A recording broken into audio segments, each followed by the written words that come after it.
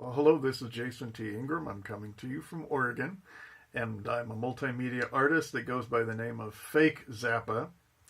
And I have been staying at nudist clubs mostly and traveling around the area.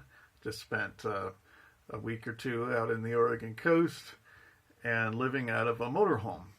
I lost my house uh, earlier this last spring, and just now starting to get back to my social media presence and getting my business back together and trying to function in a totally different way, which I've never done before, at least not since I was younger, and since I've never actually been successful at this. You know, whatever I'm doing probably won't work anyways, but not doing anything is something I can't afford to do anymore. It was undermining my will to live and working towards a goal that people in my cognitive functioning ability, social functioning ability, and all that kind of stuff. Those of us, I've never seen anybody actually get successful to where they can make a living out of doing their dream and whatever. So it's basically darned if I do, darned if I don't, but I'm doing it. And it's something I got to remember to be happy. And so I'm starting to get some joy, which is good. But the whole point of having a mobile production studio and doing this stuff on my own is just a reminder of the recent trauma I've experienced and how hard that is to deal with it.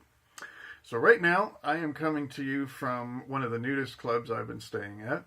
And I'm in a sauna right now, and it's nice and toasty, and I decided to start a new series. I was thinking about this, I think even back in April or March when I was really doing a lot of healing, and I think if I would have tried to done a video log like this, I would have just been yelling and crying, which might have helped me prove that I am really fucking batty, which a lot of folks don't realize how symptomatic I could get. But when you have a mental health crisis and a recent trauma situation happen, I'm glad that there was some things I didn't say, and I'm glad I didn't say a lot of things publicly.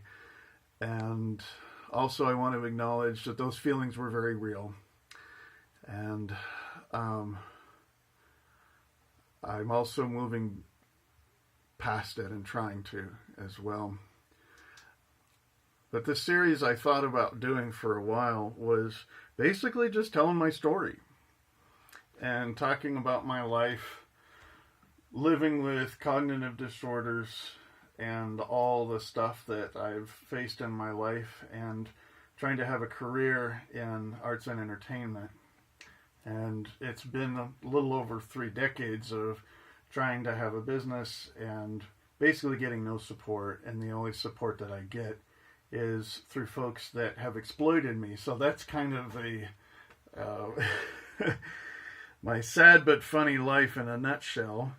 And there's also a reoccurring theme that I didn't recognize until just 2 or 3 years ago, which is suffering different types of mind control, what I call cultic abuse, whether it was in organizations or relationships. I gave my will, my mind, my soul, whatever you call it, to those who are good at overpowering people, getting into someone's head, getting them to make decisions they don't want to make to benefit the abuser. And I've had those experiences throughout my life, and to break away from that is brutal. It's not just breaking away from an abuser, it's breaking away from a pattern that's happened. And if you want to think on some kind of cosmic scale, if whatever energy is you has sort of morphed into different people in some ways, some people are very strict about their beliefs in reincarnation. I don't think it's that simple. But I do know that if there was something to that, then there's something that I call a karmic habit that I've learned. And basically, my karmic habit has been living and existing in a world where I'm being stolen from and I'm stealing. So I call it Mordor. You got people who keep draining each other's resources until they don't have anything left, until there's so much abuse that they are disfiguring each other to the point when it's just constant death and abuse, because that's all that's left over. And for an individual or an organization that functions that way, they have to get sincere people who are willing to give of themselves. But at the same time of being stolen from, I realize that, let's say if I were to take all the resources and funds and emotional support and all that stuff and put it into one thing, which is something as an aspiring cult leader I'm calling my chi theory, is this chi energy is something that was being drained from me. It was something that was leaking out of me because of the past trauma and abuse and stuff. But it's also that was being stolen from me by people who were overpowering me, and for whatever reason, that energy, that life force was draining out of me. And apparently I had something to give. So that's kind of encouraging. So what if I channeled that energy into other things in my life and stopped getting people to steal it? And then what happens when I'm out of energy? And then I started realizing, fuck, I think I'm draining people of their resources and their chi energy as well.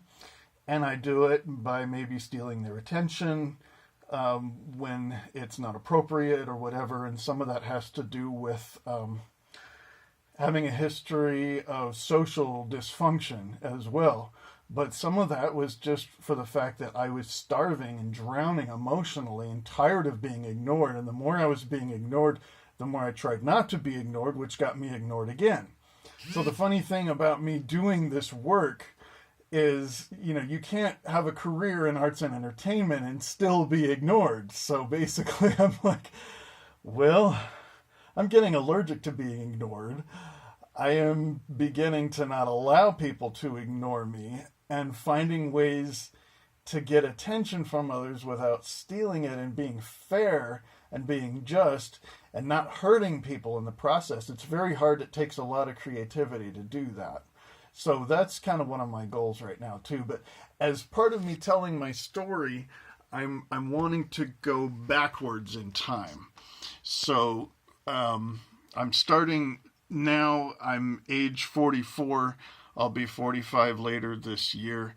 And it's been a really, really eventful time in my life, to the point when I can't even keep track of all the things that are going on, trying to journal and write stuff down. It's even hard to do a video journal. This is the first one I've done since last winter. And I did a whole bunch of video journals last winter and fall, and they were all very negative, and I'm afraid that this is going to be very negative as well. But at least I'm out of my house. At least I'm getting out where people are now, and I am really just starting to break through in ways that I might not necessarily have anything very tangible at this point. But some of it is changing my story, changing the way I talk. But in order to really change my story into something that's positive, of somebody like, hey, I am no longer allowing people to steal from me. And as a result of seeing that, I'm not stealing from them either. And a side note as well is that I think if I didn't recognize how people were draining me of my chi, if I wasn't recognizing how I was draining them of theirs, I think that I would have gotten deceived, and I would have gotten more into relationships where I was being stolen from, and I would not have been able to recognize it anymore, if that makes sense. So my new story is giving freely, receiving freely. And there are a lot of people that operate that way. However, the further they get up into the ranks of society and the more powerful they are, you don't see that very much. It's very much of, especially me being from white, educated, urban, upper middle class, progressive culture, it's very much like being around a bunch of Lady Clintons everywhere, and how they treat folks that are in lower classes of existence. And being disabled is very tough, especially because, that's a huge part of my story. It's really, if there's one thing that's gotten in the way of me fulfilling my dream, it is living with cognitive disabilities, personality and mood disorders, dissociative disorders, learning disability type stuff, and dissociative stuff as well. So there's a mixed bag of a lot of shit that has made my life impossible to survive on my own, which makes a disabled person and somebody who is working with disabilities, I mean like somebody who is functional enough to have a full-time job, a very different category. So I really try to make that clear to people. In fact, I had this conversation today, and I usually get mad, but I didn't today. And it's like, there's a big difference between, somebody with no legs competing in the Special Olympics with somebody who has no legs and no arms. And I feel like one of those people who, for whatever reason, and especially for the last 12 years of my life, have not been able to support myself. I've only had about a dozen years. So basically half of my adult life has been, with the exception of my late teens, because from 20 to 32, I was supporting myself, barely. There was times where I prayed for food, and when I got it or not. And then from then to now, I've been living on a couple sources of support, and I have a hard time being ungrateful for it, because I feel like the benevolent powers are those who don't mind if I suffer, who don't mind if I want to die, just as long as I don't kill myself or hurt myself or hurt anybody else. It really doesn't matter if I'm suffering mentally, emotionally, or even physically. Did I say emotionally? I like that.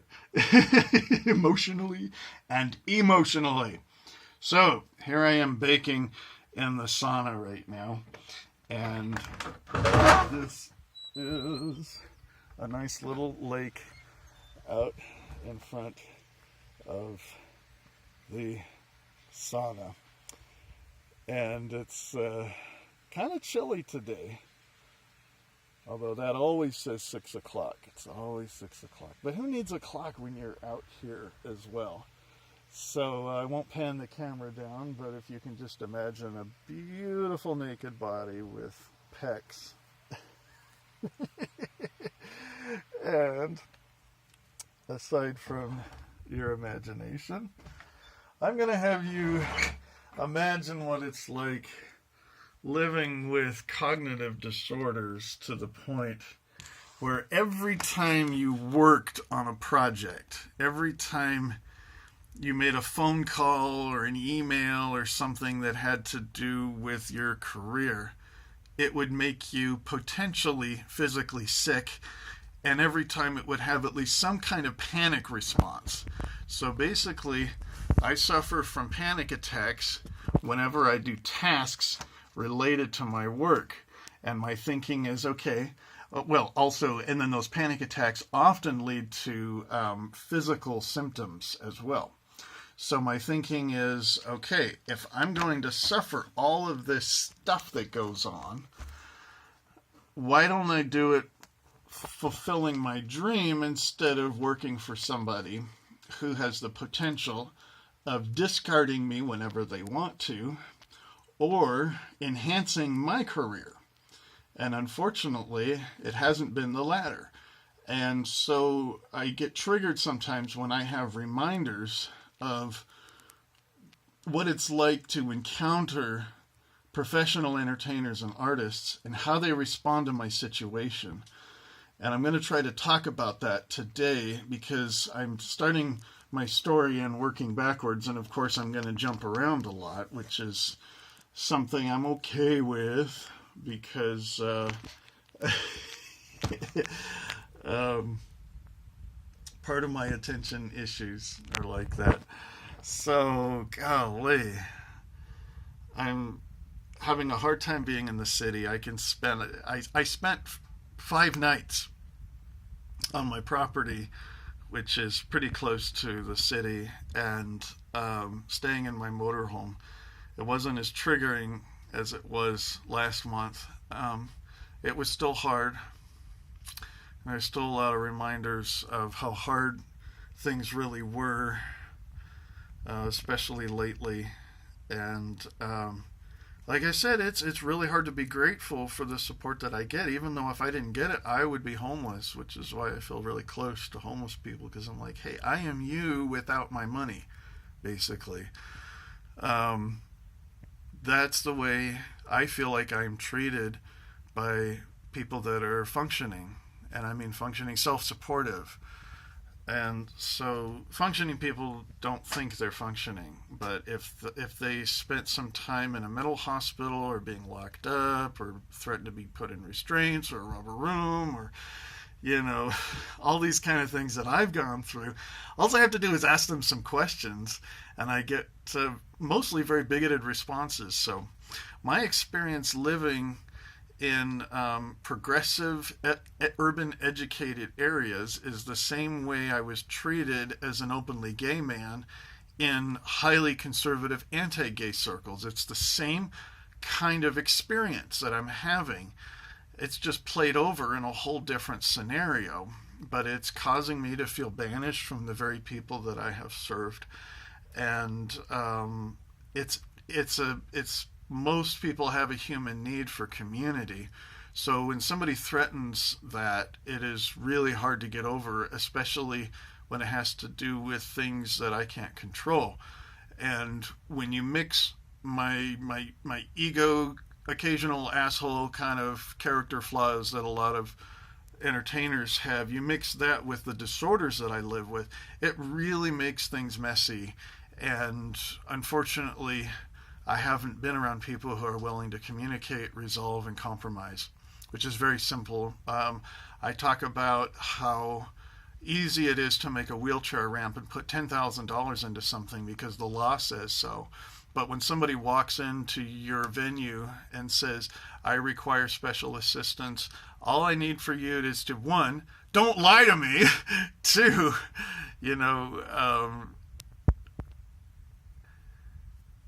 communicate directly and clearly and make sure that we understand each other, because that is so important for me and doesn't happen very often because I don't pick up on subtleties. So that's a very difficult thing to cope with when I'm dealing with educated people. So it's still hard for me to live out in the city. I don't know if I could do it long term. I think short term I would have to, if I'm going to be doing some art gallery thing or whatever. But unfortunately, the snobbiness of the city has creeped into one of the communities here a couple times. One professional entertainer was male, one was female, one was my age, one was younger. And they're both successful in a community that's very hard to be successful and takes certain traits that I don't have that I recognize in people that either win or lose at this. And it shouldn't be a game. It should be based on what product they have. And it should be based on whether they're interested in building a community or building an empire. And these folks build their little empires and they are only interested in what they do. In both of these conversations, this is what the conversation is like. I'm Fake Zappa, and I'm a multimedia artist. And they go, oh, okay. And they just go, so, well, what do you do? And I take an interest in what they do, and they talk about what they do. Then I talk about what I do. And they don't take an interest in what they do. They talk about what they do.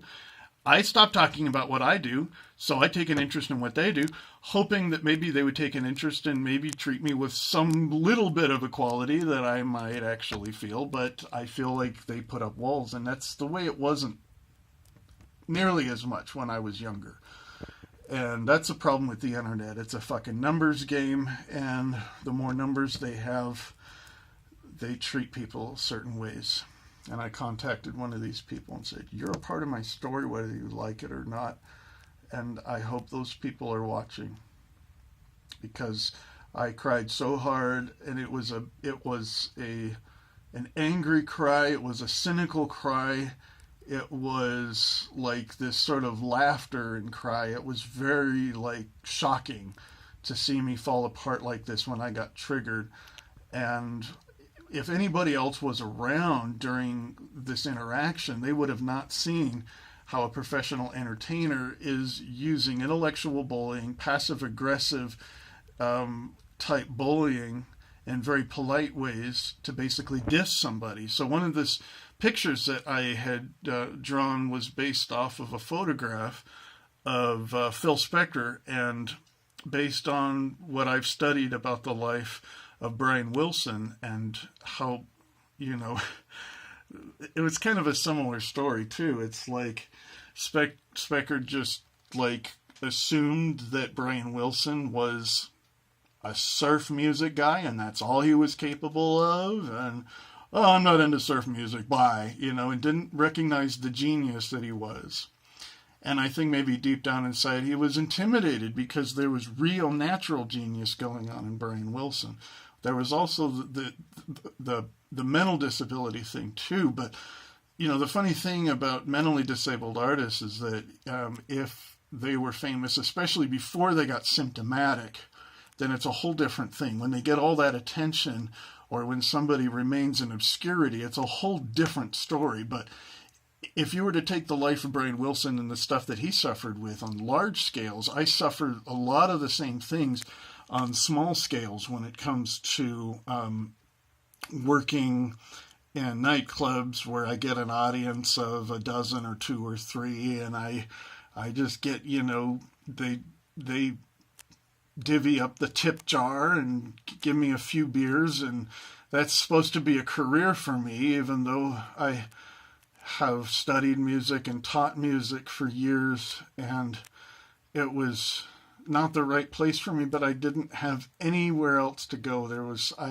I was done with playing in churches, and I kept failing when I went out on my own, and now I just basically don't feel like I have a choice. I feel like I can't imagine anything else but following my dream. It's the thing that's keeping me alive. It was the thing that replaced the joy of falling in love and allowing that to be the thing that has saved me, the thing that keeps me from harming myself, or a religion that so encompassed my life and everything that it was my reason to live. And I had to find a reason to live because nobody was giving it to me. And surprisingly, folks did more to take away my reason to live than they did to give me a reason to live. And I didn't expect that to happen because typically I don't really read people and I don't really see their motives, and I just expect them to treat me as if I would treat them, but I don't realize that they exist in a class that's higher than me based on the way I'm treated. And I don't see things that way. I see things based on, if someone's a good person and they like each other or they have similar interests, they should be friends. But if I don't have the kind of attention that person gets, then I won't provide that same thing to them in a relationship with them. And they can feel that. There's an energy to that.